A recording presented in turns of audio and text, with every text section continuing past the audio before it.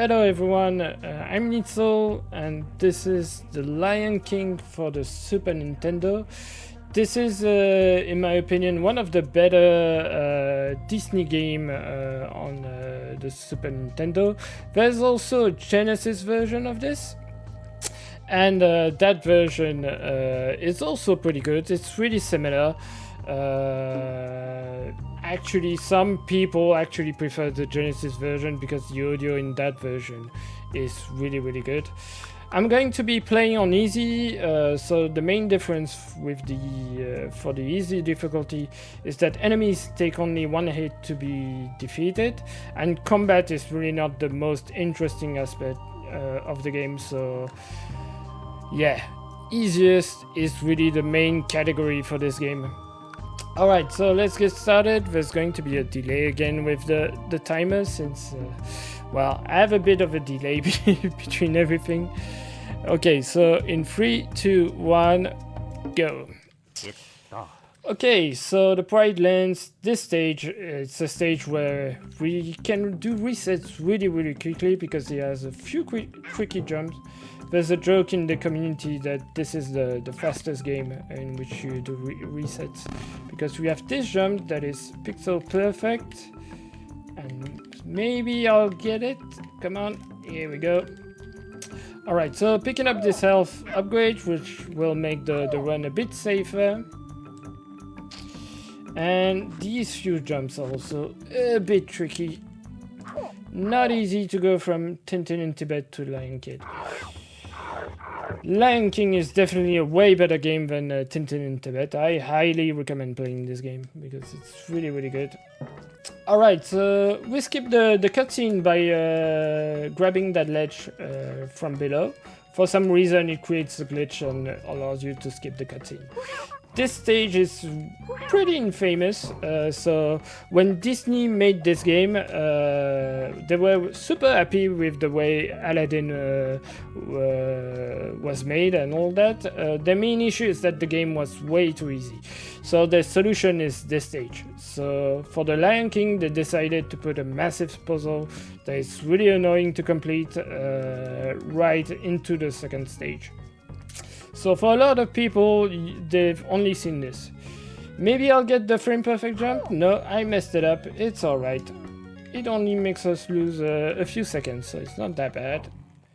Here we go. Plus we hit the checkpoint, so if I die, it makes sure that we don't waste as much time overall. Okay, so focusing a little bit because I can mess up this section from time to time, even though it's not that hard. There's a frame perfect jump that you can do that makes you avoid doing this double jump. It only saves you a frame, so yeah, nobody goes for it except for the task. Alright, so the puzzle. So this puzzle covers several screens. The idea is that the pink monkeys, when you roll on them, they will switch side, and based on their side, they will throw Simba in a different direction.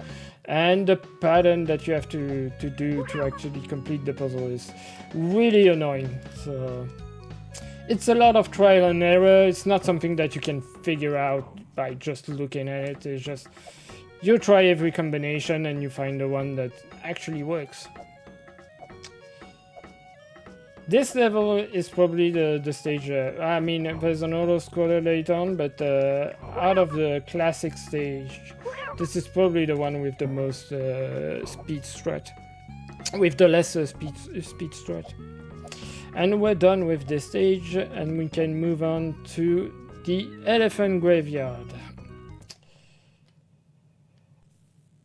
Alright, so right away I'm going to manipulate these hyenas to jump on top of me right here, and the left one didn't want to do it properly, so here we go. I was a little bit too on the left. This section has a bit of RNG, there are some vultures. If they take off, I lose a little bit of time, it's annoying. Okay, that one was nice. Is this one going to take off? Yes, it did, but you can mitigate that loss with a wall to defeat it. Then right here we have a hidden passage. So that's part of the game. It's not a glitch. It's a shortcut intended by the devs. Okay, now we need to quickly climb to the top. We just spam the jump button. Nothing special about this. And this section is a bit tricky. So, yeah. I got hit, but that's alright. We didn't lose that much time. The main skip is to jump and roll when you land on that side. Because, well, being on the side makes you lose a lot of time. The hyenas, usually you manipulate them by staying right in front of the head, and usually they will attack you twice in a row.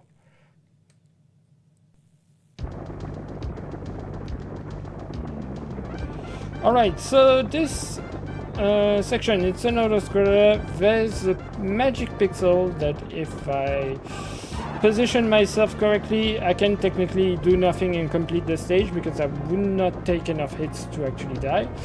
But if I mess it up, well, I'll just die. So most of the time I just play the first half properly and then I use the magic pixel just to make sure.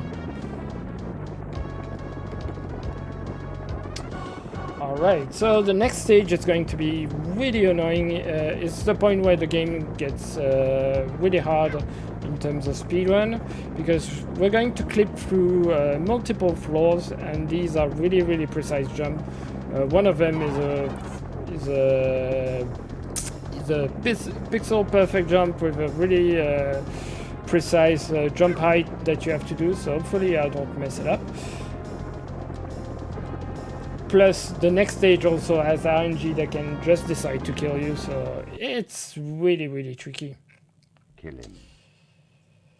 Because this stage, you have rocks falling on you randomly, and there are a few places where if it hits you, well, there's nothing you can do about it, and you're just going to die. Like right here, if I get hit by a rock, that boulder would catch on to me and I would just die. Alright, so we're through. We're going to have the first skip, which is the easiest one. And here we go, first try. So I'm going to hit that checkpoint because this is a marathon. Okay, messed up. A little bit too much. Let's try one last time. No, I messed it up. I'm just going to take the long path. It's alright. So if you manage to get that skip, you land right here. So it makes you lose, it makes you save a bit of time, but yeah, that jump is really hard to nail.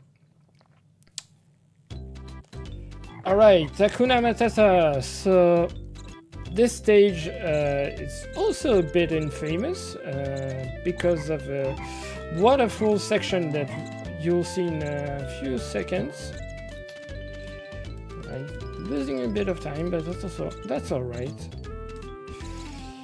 So yeah, that waterfall section, you have logs falling down the waterfall, and it's a set pattern, and if you do it properly, you can go up the waterfall super fast. Okay. And here we go, that's almost perfect. If you are too fast, you can actually mess it up as well. So it's like you have to do it fast, but not too fast. This boss, you can avoid most of his attacks by hitting him the moment he starts sitting. Also, you might have seen me do a damage boost of the ledge. That's also really precise, but that allows you to skip the climbing animation. Right there, I jump down just to mitigate lag, because otherwise the game would lag and we lose less than a second, but it's still some time lost. Okay, now I'm playing as Auto Simba, so he has his own mechanic. He can attack on the ground and while in the air. And the great thing about that is that we use that to extend our jump and avoid the climbing animation. Right here there's an invisible wall, but if you roll on an enemy and throw him, you get teleported on the position of the enemy. So we use that to skip a few fights in this level. Okay, so far the skips are going quite well, and I probably jinxed myself right there. Okay, so here I'm going to do a roar because otherwise that cheetah would get it instead of this one. So I would get hit, but if you roar before, it just resets the situation. Alright, final stretch of the level with a really difficult jump. Hopefully I get it. I messed up this one, that's not great. Yeah, this monkey likes to troll you, please. Yeah, here you go. And yeah, so this jump right here, I need to do two really precise swipe and manage to do it on the first try, so that's really awesome. And we're through with this stage. And next stage is a level that I never could complete as a kid, and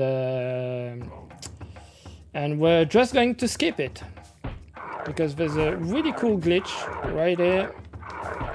Okay, so it gets tired, I knock it out, then use the throw, and I just fall through the ground like that, and I end up in the final part of the level. And we are getting best RNG because these volcanoes are RNG based. We do a little manipulation, the few swipes, attack swipe that I did before entering the room. That's a way to try to manipulate the volcanoes to get the good RNG. And then you just have to wait. This section, I mean, it's really a lazy boss fight in my opinion. If we can even call this a boss fight. This level is actually part of scenes from The Lion King that were cut. So I guess the devs had the script and probably reference from this whole section that was supposed to be in the movie, and they decided to keep it in the game. So we have to wait for a certain amount of time for this left volcano to fire, and then we can exit like this. It's really a weird end to the level. I imagine that's part of the movie. Alright, so this stage, it's a maze stage.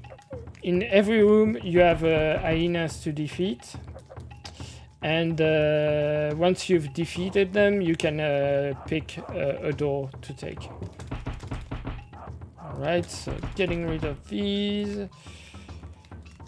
Then in this section there's a jump that I really don't like and I messed it up. I'll try to manipulate. Yeah, no. Alright, so at least they're stacked up so I can still defeat them like this. 1, 2, 3, 4. Oh no. Messed up the rhythm. It's alright. Here we go. 1, 2, 3, 4, 5. Here we go. This final one, I'm going to try to use a glitch. So yeah. If you hit an enemy right before touching the ground, it will get into a damage loop. And you can still move and it will take damage. So that allows us to get to the door before... without actually doing all the attacks. That's something that I'm doing as well here on Scar, and the idea is to have Scar losing all his health while off screen, because otherwise he would play an animation where he runs off screen, and that makes us lose time. Alright, so jumping over these triggers, there are a few triggers that would activate lightning, and that would make us lose time. Okay, 2, 3, and here we go. So we get rid of him just like that. Final jump of the game that is really tricky. And here we go, first try, that's awesome. And this is the final fight. Time will be once I throw Scar off the platform.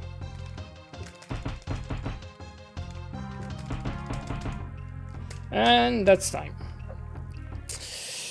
So yeah, this is the Lion King for the Super Nintendo. It's a really cool speedrun because there are a lot of specific strat to each level, so it's pretty exciting to run. It's been optimized fairly well, so it's pretty exciting to pick up, and there's a lot of room for improvements.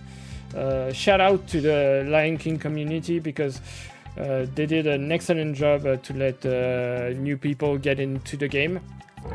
We have a Romax that allows us to train, and also some really good tutorials. So if you want to pick this game up as a speedrun, there's really a lot of resources. And that's it for me for today, and I hope you enjoyed the next run. By the way, this was the start of the Disney block, and up next I think is Toy Story 2 by Spaghetti. And that's it for me. See ya.